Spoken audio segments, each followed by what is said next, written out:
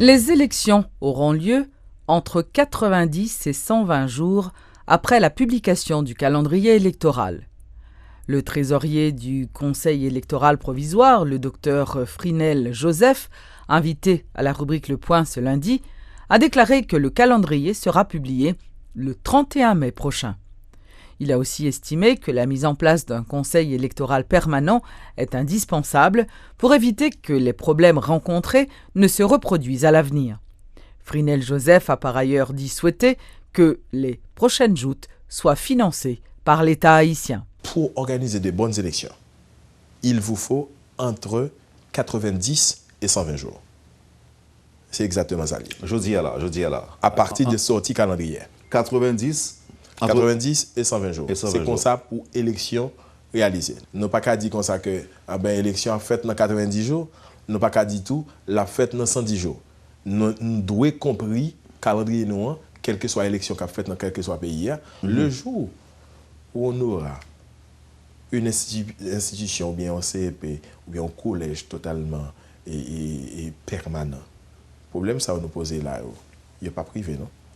Ça qui arrive exactement qu'on y a là pour telle ou telle élection, ou bien pour renouvellement, soit il y a Sénat ou bien autre, dans pile l'autre bagaille qui peut le faire, tu es capable de faire dans le temps pour le faire là. Mais là, ça, ou pas même qu'à parler des périodes, parce qu'il y a un processus qui est sur place, qui a organisé, et puis c'est en droit attendre l'élection a fait telle heure. Vous comprenez? Mais le fait qu'on vire tout dans un changement, ou un changement, soit des collèges transitoires, soit exactement qu'on y a pour contrôler les machines, pour faire pas être encore, pour chercher l'argent pour faire l'élection, pour faire un paquet de choses. Et c'est toujours capable qu'on y a là retrouver dans même là. Parti politique veulent aussi des bonnes élections, en tout cas c'est ça me voulait rester quoi. Et pour si vous voulez ça, nous avons intérêt pour nous avancer non point côté cap bon pour tout le monde, ni pour parti ni pour CPA, ni pour tout pays, pour nous capables réaliser vraiment de très bonnes élections. Nous avons surtout remis que l'élection pour le faire, c'est fonds publics qui fait. Pour plusieurs raisons. Pour plusieurs raisons, c'est que nous pensons que nous avons plus en mesure pour nous gagner contrôle du processus là. Pour nous gagner contrôle libre, pour nous gagner contrôle de décaissement, pour nous gagner contrôle de série de bagages qui fait au sein du processus. Est-ce que nous avons l'argent pour faire l'élection? Calendrier a sorti que nous devons proposer et budget nous allons travailler sur lui le plus tôt possible qui vient pour le passer peut-être devant le Parlement encore ou du moins que l'État va le mettre des fonds mais il faut le passer quand même devant le Parlement. Nous avons souhaité que c'est ça le fait parce que tout le temps nous été dans l'organisation élection côté que c'est demandé n'a pas demander l'argent pour nous organiser l'élection si au moins nous OK si au pas nous OK n'a toujours un problème ça mais n'a toujours aussi l'autre bagage sous nous. Des gens qui ont toujours dit nous c'est comme ça pour faire pas faire comme ça alors que fort souvent c'est comme ça nous elle doit faire vous comprenez donc n'a toujours gain ça sous nous. Seuls 15% des procès-verbaux de l'échantillon sélectionné seraient acceptables. Et au centre de tabulation, selon des partis politiques qui observent régulièrement le processus, Petite Dessalines, Famille Lavalas ou encore La Paix, crient au scandale. À la Sonapi ce lundi, à défaut de membres de la commission, les représentants de Famille Lavalas, de Petite Dessalines et de La Paix se sont fait les porte-parole de la Sièvre et ont présenté le niveau d'avancement du processus d'évaluation et de vérification de 25% des procès-verbaux de l'élection présidentielle du 25 octobre au centre de tabulation. Aujourd'hui, nous à 99% côté que saisi données qu'a fait derrière là. Il a fini. Aspect ça a fait en 2 reprises, il fini déjà. Qu'on y a eux même, il y a pas le travail qu'on y a là, il y a pas l'entrée à partir d'aujourd'hui dans liste émargement yo. Pour y aller faire vérification skin yo, yon par yon. Seuls 510 des 3235 procès-verbaux, soit moins d'un quart de cet échantillon, ne comprennent pas d'irrégularité, ont martelé ces représentants de partis, évoquant les critères de qualité établis par le décret électoral pour analyser ces documents. C'est des gens qui ont une carte électorale qui ne pas retrouvé dans la liste d'émargement, qui votent dans l'élection, mais leur a cherché signature ou pas jouer une signature. Leur a cherché procès-verbal de carence qui t'a si pas dans la liste d'émargement pour jouer qui bon, yo te ba doit voter, procès-verbal de carence n'a pas existé. Pour un procès-verbal là, vous regardez, il te recevoir 470 bulletins. Et puis, l'on a comptabilisé bulletin qui bon, bulletin qui pas bon, bulletin qui nul. avec bulletin qui bon yo, ou qu'on doit joindre 520. Outre ces considérations, les partis observateurs font aussi référence au caractère frauduleux des procès-verbaux qui ont été mis à l'écart par le centre de tabulation avant le résultat du premier tour de la présidentielle et pointent du doigt le candidat Jovenel Moïse comme étant le principal bénéficiaire. Ainsi, ces partis contestataires du classement du scrutin présidentiel se répètent. Pour eux, les recommandations du rapport de la Sièvre sont plus évidentes que jamais: punir les coupables et expulser les bénéficiaires. Dans le cadre de travail, il y a un responsable de fraude qui c'est machine, il y a un bénéficiaire de fraude. Si c'est cas d'irrégularité, Jean entendez, cas d'irrégularité al clair, c'est membre BV qui fait. Qui est-ce qui t'a nommé membre BV ça yo? Qui est-ce qui t'a mis yo? Comme yo t'a fait fraude là et que moun qui bénéficie de fraude là, c'est candidat pouvoir candidat Jovenel Moïse, il faut que yo mettez Jovenel Moïse dehors dans l'élection. Alors que la commission indépendante d'évaluation et de vérification électorale s'achemine vers la fin de son travail, les principaux partis intéressés se précipitent et orientent le rapport de la Sièvre, réflexe de perdant ou anticipation stratégique. Davidson Saint-Fort et Ronald Saint-Amour depuis le centre de tabulation à la Sonapi. Uder Antoine remplace Maître Mosler-Georges au Conseil électoral provisoire. Uder Antoine, ancien coordonnateur de l'OMRH, a été installé ce lundi en tant que directeur exécutif au CEP suite à la démission vendredi dernier de Maître Mosler-Georges. Dans cette salle exiguë du CEP, journalistes et invités se confondent, supportant une chaleur désagréable. Ils sont tous là pour l'installation du nouveau directeur exécutif du Conseil, Uder Antoine. C'est dans une résolution que les 9 conseillers ont réclamé les services du coordonnateur de l'OMRH suite à la démission, forcée, diront certains, de Maître Mosler-Georges vendredi dernier. Saluant les 8 ans de service du directeur exécutif sortant, qui n'était pas présent d'ailleurs, le président du Conseil, Léopold Berlanger, a rappelé à Uder Antoine le contexte fragile dans lequel il arrive et les défis qui sont ceux du CEP. De grands espoirs sont nourris par la population quant à une résolution définitive de la crise électorale. En assumant cette fonction, vous acceptez de faire face à un immense défi, celui de changer le cours des choses en matière de gestion du processus électoral dans notre pays.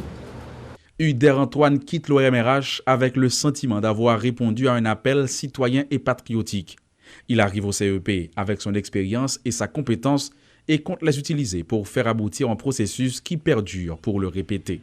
Donner un regain de crédibilité au Conseil, voilà ce à quoi le nouveau directeur exécutif va s'atteler afin de pouvoir mener à bon port l'institution électorale. Et ce regain de crédibilité, tout en renforçant la confiance de plus d'un vis-à-vis de l'institution, se conçoit avec des hommes crédibles, éprouvés, au-delà de tout soupçon, placés au plus haut niveau de son institution indépendante. Et ce challenge impose à nous tous rigueur, expertise, intégrité, abnégation de soi et souci permanent de l'intérêt général. Si la chaleur que devaient supporter les journalistes et les invités était due à l'étroitesse de la salle, dehors, ce sont les rayons du soleil qui faisaient couler de l'eau sur le dos des militants du PHTK qui avaient planté le drapeau de la mobilisation à la rue Stéphane Archer ce lundi. Peu nombreux, mais déterminés, ces sympathisants de Jovenel Moïse étaient venus réclamer un calendrier électoral pour l'organisation du second tour. Nous finissons avec KFPA, notre élection, ce calendrier à nous besoin. Comme PA de Tio, 18 mai, il y a mangé en papita, il y a la bouillie, il y a mangé le. C'est justement dans ce contexte qu'Uder Antoine met les pieds au CEP et qu'il promet de tenir des élections crédibles et honnêtes dans le pays. En tant que coordonnateur de l'OMRH, sa mission était notamment d'amener les fonctionnaires publics à donner des résultats. Ce sera donc l'occasion de voir si le DE peut prêcher par l'exemple.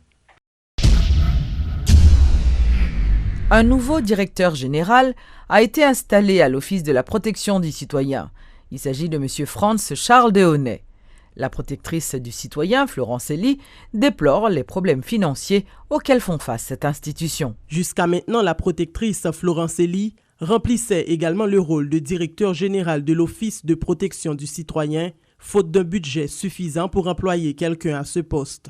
Le président provisoire a décidé de résoudre ce problème, mais Florent Sely souhaiterait également disposer d'un protecteur adjoint avant la fin de son mandat de 7 ans en octobre prochain. Florent Sely est la protectrice du citoyen.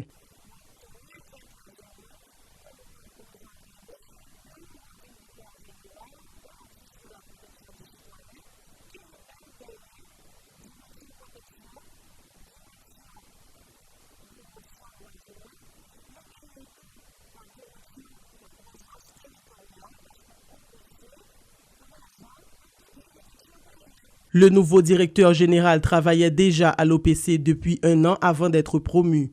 Il s'engage à collaborer avec la protectrice du citoyen pour la bonne marche de l'institution.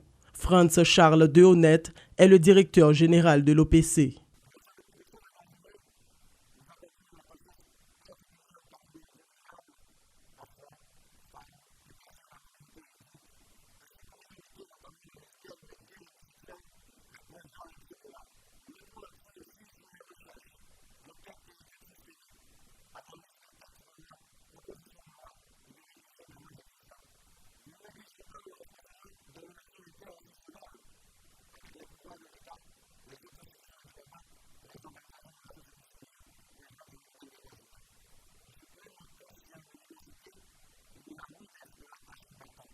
Rappelons que Franz Charles Dehonnette a été pendant 17 ans employé civil de la police nationale d'Haïti, puis directeur de l'administration pénitentiaire.